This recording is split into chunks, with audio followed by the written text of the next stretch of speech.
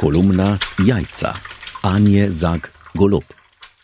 S populizmom na tosto zabeljeni, pregreti strah pred neslovenci je ob zadnjem begunskem valu ponovno izkazal eno najbolj neproduktivnih oblik domoljubja, sovraštvo do vsega drugačnega in drugačnih od večine. Primitivno hujskaštvo se je s forumov preselilo tudi med del kao intelektualcev. Celo nekateri komentatorji aktualnega dogajanja so brezsramno pokazali pravo lice in skušali relativizirati, češ živeče ob meji je treba razumeti.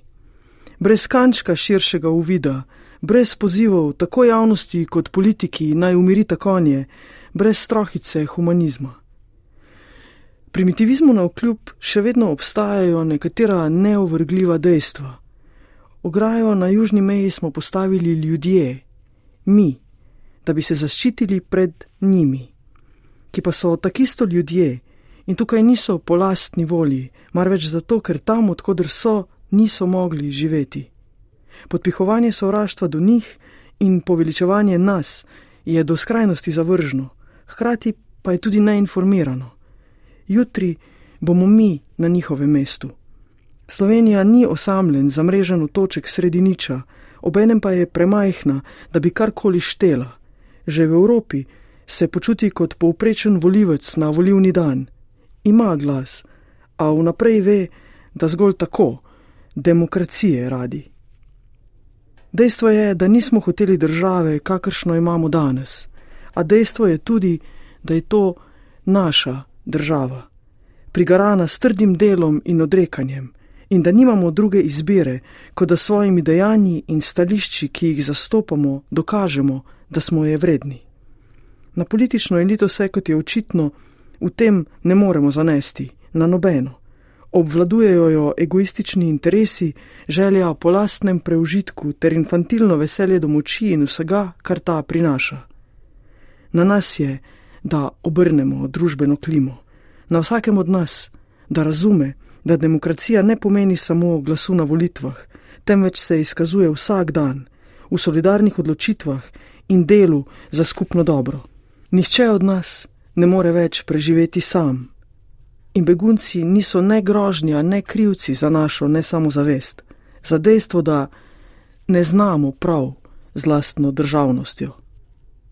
Nedavno sem na letalu iz Ciriha sedela ob zasilnem izhodu. Stevardesa je po protokolu nujno razlago za primer evakuacije začela v švicarski nemščini. Na letalu niso delili niti zastonj vode, so pa delili švicarsko čokolado. O pristanku so lep večer zaželeli v svojem jeziku. Gre za vprašanje samozavesti in ljubezni do domovine, ki je nerazdružljivo povezana z ljubeznijo do jezika. A ni zanimivo, da ti, ki najglasneje prisegajo na slovensko zastavo, vrednote, narod, večinoma niso sposobni skupaj spraviti niti enega slovnično pravilnega podrednega stavka. Najlažje je stopiti med svoje in mahati z zastavo, vpijoč sovražne parole zoper vse druge, pozivati k oboroževanju. Najlažje in najbolj strahopetno. Težje, kar se vidi tudi po statističnih podatkih, se je odpovedati cenenemu populizmu in se recimo naučiti prav pisati v svojem maternem jeziku. K temu ključno pripomore branje knjig. Te nacionaliste, ki imajo polna usta priseganja na lastno slovenskost, bi veljalo vprašati eno. Koliko slovenskih knjig v slovenskem jeziku ste letos kupili? Koliko ste jih prebrali?